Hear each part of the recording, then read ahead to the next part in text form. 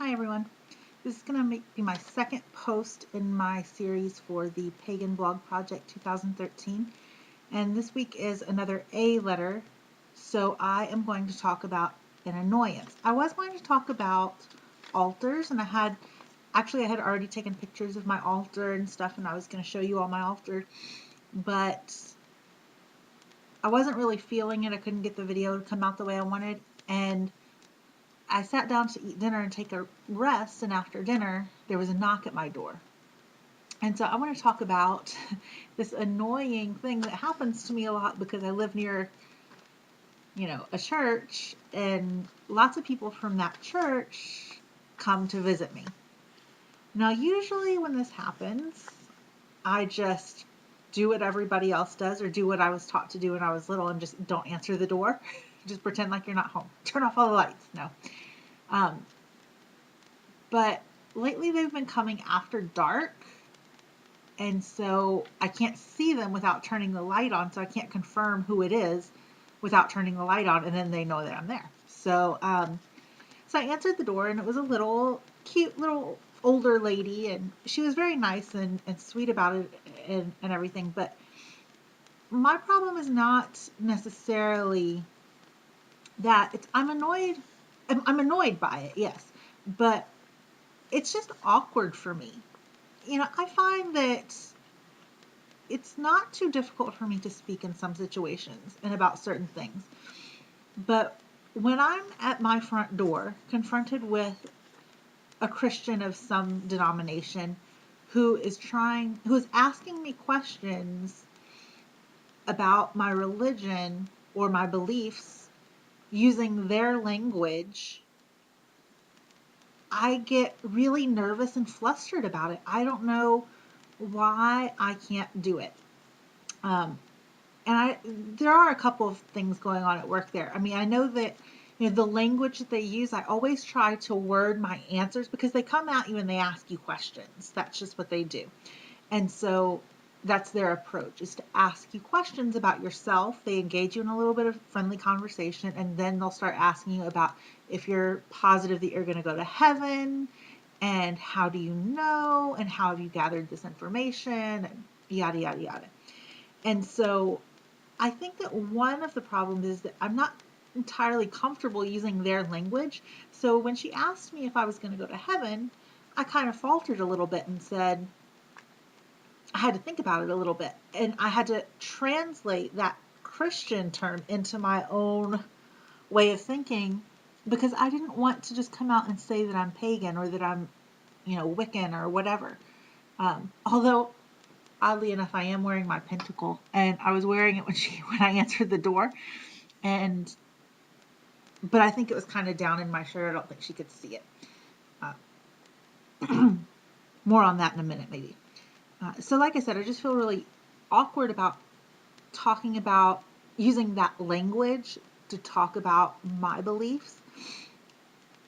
But also, I think that I'm a little awkward in it with it because um, I'm not used to talking about religion with people and my beliefs with people. I kind of have a tendency to compartmentalize my life. Um, you know, I am a teacher at work, and I'm a sister here, and I'm a daughter here, and I'm a girlfriend here, and then I'm a Wiccan or a pagan when I'm by myself. Um, so I think that compartmentalization just sort of has set up this idea where almost a taboo where I'm not supposed to discuss religion with anyone because it's personal and it's for me and it's by myself, which can be kind of a problem in these situations if I want to kind of make a quick exit, like I would like to do. It's kind of difficult for me. So why do I compartmentalize my life like that, right? Well, I'm a teacher and I teach at, I would say, the college level. I teach international students writing, but I teach international students before in an English intensive program.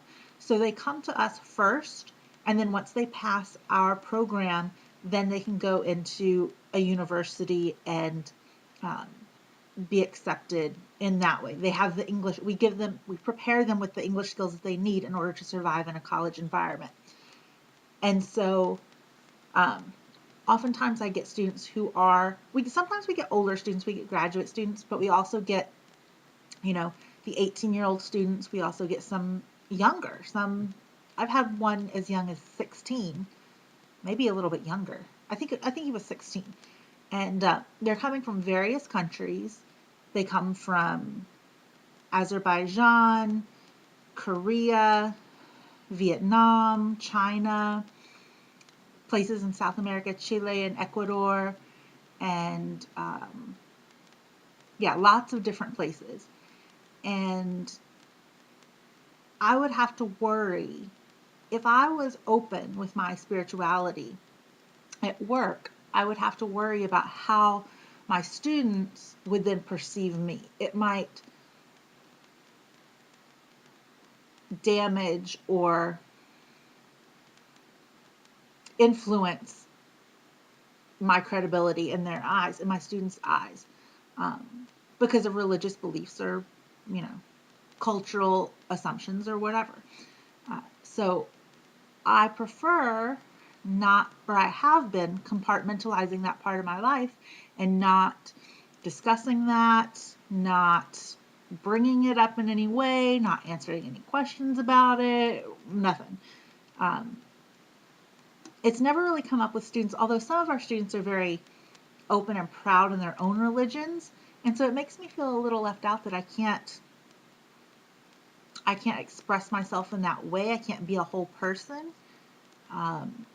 Especially when some of the other teachers there, they'll wear a cross or a crucifix or a little pin with Mary on it or whatever. I don't remember exactly what it is, but the people at work wear those sorts of things, and so I shouldn't have any problems wearing this.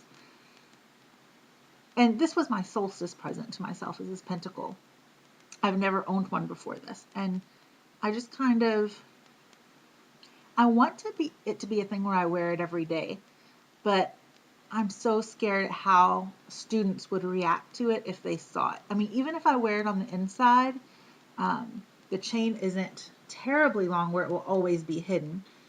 And around my neck, if they see the chain here, someone might say, "Oh, well, your necklace is inside. Take it out," or, whatever. So I don't know.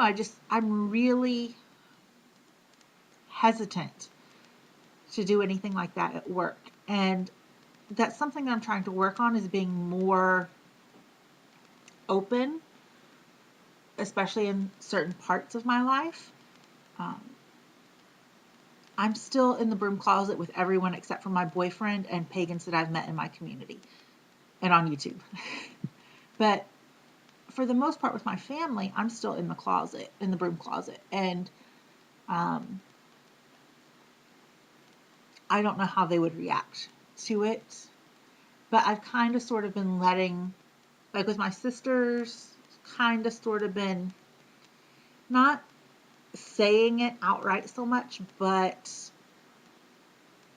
I think that they just know that I'm not a Christian, or that I have a more open interpretation than some people. Oh gosh, there's a story that I want to relate to you so badly, but I don't have time for it. Maybe I'll put it in another video. So that's why I compartmentalize my life like that, is because if my students found out, then they would look at me different. It could potentially influence, not necessarily my job, but it might influence things like the evaluations that my students give me when they give me end of the semester evaluations. It might influence the way that they interact with me. They might be scared of me, It might change the way my boss interacts with me, It might change if I don't compartmentalize that part of my life and separate it from everything else. It might affect my family. I don't see it being too big of a deal in my immediate family, but in my extended family it might be. So I kind of, put things here, there, and then, I'm here with my Wiccanness or my paganness, and I don't sort of let anybody else be privy to that, except my boyfriend. Uh, so I want to stop doing that. I want to stop compartmentalizing my life, but I'm really kind of nervous about it and scared. I mean, obviously, I'm not gonna like have a big coming out of the broom closet party or, um, announce it to at work or anything. But just to be able to wear this, even if it's on the inside of my clothes, I think is taking a big step for me. So, yeah, I thought here's the pamphlet that the lady left with me. You know, now why she thought that I would be interested in this language and be interested in what God said when I told her that I've never read the Bible and I don't really plan to, um, that I would be interested in what God says about heaven um, through the Bible. I don't know. So anyway, that's my number 2 video for Pagan Blog Project 2013. I hope you all enjoy it. Look for that video on that other story about what happened at Christmas. All right. Bye. See you next week.